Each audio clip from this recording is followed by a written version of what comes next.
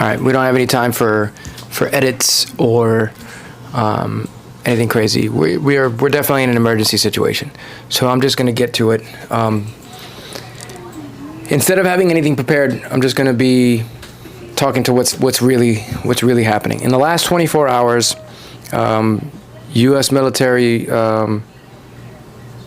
embassies and certain bases have been notified of potential evacuation orders due to a changing situation with Tehran and the Iran situation. It does not look like a deal is going to be made, and it's starting to look more and more like some sort of escalation in the conflict is inevitable. I don't believe that's true, but it's starting to look that way. Let's talk about what's been going on the entire time. Everything is not what you think it is. You're probably only getting a certain amount of news, and you're probably, if you're, depending on what community you're a part of, you're only getting one sort of information. So in terms of what's going on with, Ukraine, global affairs, in terms of what's going on in your state, in terms of what's going on in the U.S., in terms of what's going on right now in Los Angeles, let's make a few things clear. This is, I condemn violence, all right? These demonstrations they are First Amendment rights. You have the right to do that. That's absolutely true. But we have to condemn the violence. Now, that being said, I don't give a shit about property. I just don't.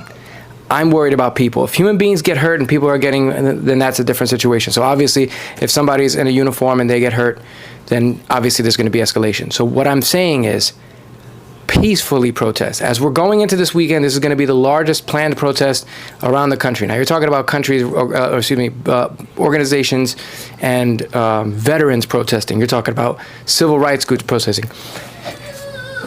I understand the apprehension from the black community. I really do. I get it. And it's completely understandable. At the same time, there are lots of people, especially in the black community, that are warning the Latino community that is really divided on this particular issue, that we should have been working together for a long time. If Latinos would have got it together and worked with the black community, neither of us would be in this situation.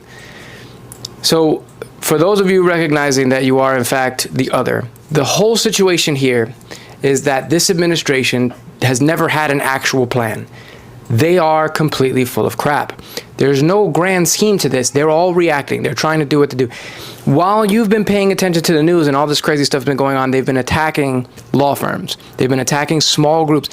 What they're doing is throwing out big news like Gulf of America or this craziness and saying the craziest, most outlandish things